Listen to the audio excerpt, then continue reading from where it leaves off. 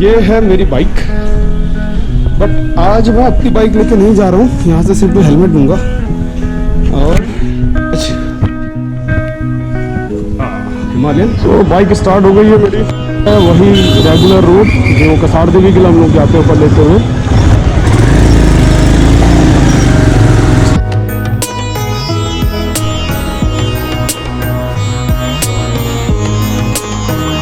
तो दोस्तों इस मौसम में जो राइड करने का मजा है ना वो अल्टीमेट है, एकदम ही अलग ही फील है। चारों तरफ आप देखेंगे हरियाली ही हरियाली है, फील ही कुछ और आ रहा है। बरसात को घूमने के लिए अवॉइड करते हैं, पर मेरे हिसाब से बरसात से ज्यादा खूबसूरत मौसम कोई नहीं हो सकता। इससे ज्यादा सुंदरता कभी नहीं मिल सकती। चारों तरफ हरियाली ही हरियाली है।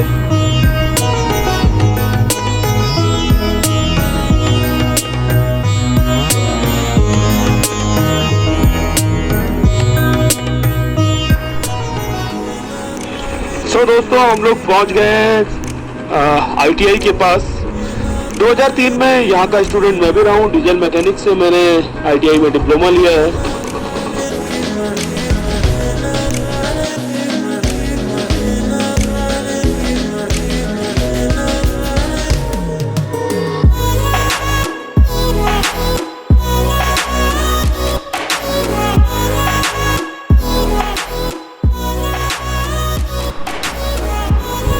तो अभी हम लोग पहुंच चुके हैं चितई डाना वैली के पास।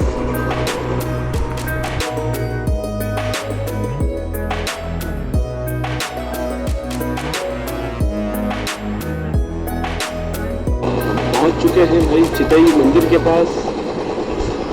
चितई का मंदिर अपनी किसी पहचान का मोहताज नहीं। लोग आजकल एक ऐसा मंदिर जहां भगवान को भी चिट्ठियां लिखी जाती है, ऐसा कुछ कहा जाता है पंकज जीना की कहानियों में। तो हम लोग पहुंच गए मंदिर के पास। तो ये दुकानें हैं ढेर सारी, और ये देखिए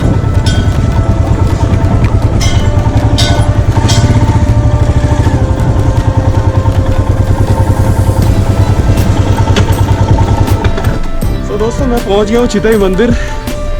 तो यही वो मंदिर है जिसे घंटियों का मंदिर भी कहा जाता है, अल्मोड़ा से लगभग 8 किलोमीटर दूर। तो आइए चलते हैं हम लोग मंदिर की ओर। उससे पहले मैं आपको चारों तरफ का एक नज़ारा दिखा दूँ।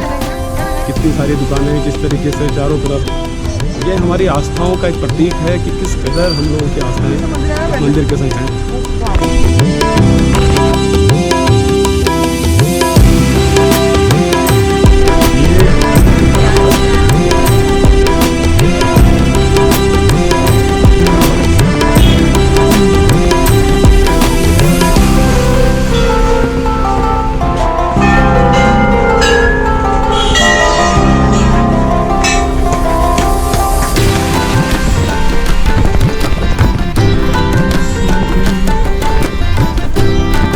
आप लोग देख रहे हैं ज़्यादातर घंटियों को जो रास्ते पे हैं उन्हें कपड़े से बंद करके रखा हुआ है, क्योंकि बिकॉज ऑफ कोविड। बट काफ़ी सारी घंटियाँ खुली हैं। उसका रीज़न भी ये है कि इतनी घंटियों को लपेट पाना, बंद करके रख पाना मुश्किल है। तो ये वो मंदिर है दोस्तों जहाँ भगवान को चिट्ठियाँ लिखी जाती हैं। भगवान को भक्त आके अपने खत लिखते हैं कि उनके किस तरीके से न्याय अन्याय स्थितियों के लिए है। देख रहे होंगे मेरे चारों तरफ मंदिरों का, घंटियों का कितना माल लगा हुआ है, और उसी हिसाब से चिट्ठियाँ भी लगी हुई हैं। वो खत लगे हुए हैं, जिसको भी लगता है कि उसको जो अन्याय हुआ है, जो उसकी चीज़ें पूरी हो रही हैं, आके अपने खतों को यहाँ पर लिखता है।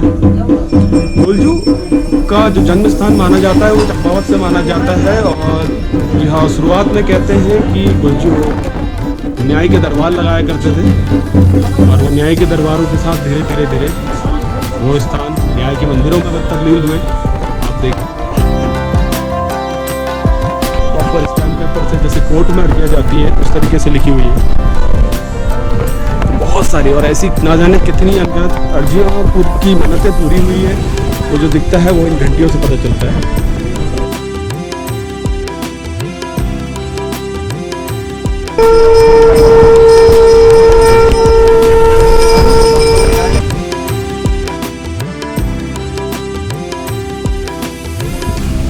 ये है दोस्तों वो खतों का अंबार, वो उम्मीदों का अंबार जिसे आप कह सकते हैं कि किस कदर देखिए। और लोगों की जब आस्थाएं पूरी होती, जब उनकी मुरादें पूरी होती हैं तो आके घंटियाँ, और ये घंटियाँ हर साल बदली भी जाती है। ये ऐसा नहीं कि जब से लग रही है यही घंटियाँ हैं, हर साल ये घंटियों को बदला जाता है और चीज़ों को चेंज किया जाता है।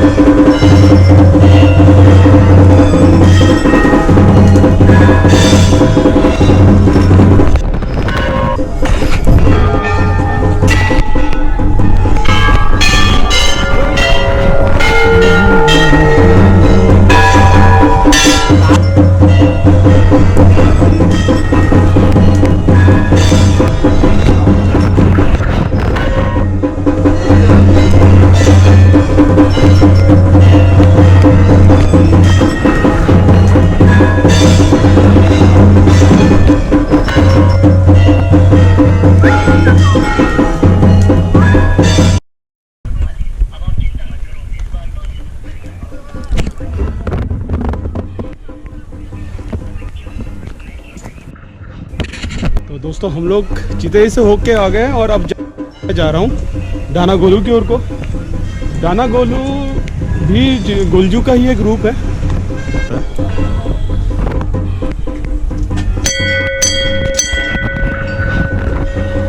सो पंडित जी के आशीर्वाद के अनुसार मैं अंदर की फ़ोटो ले सकता हूँ।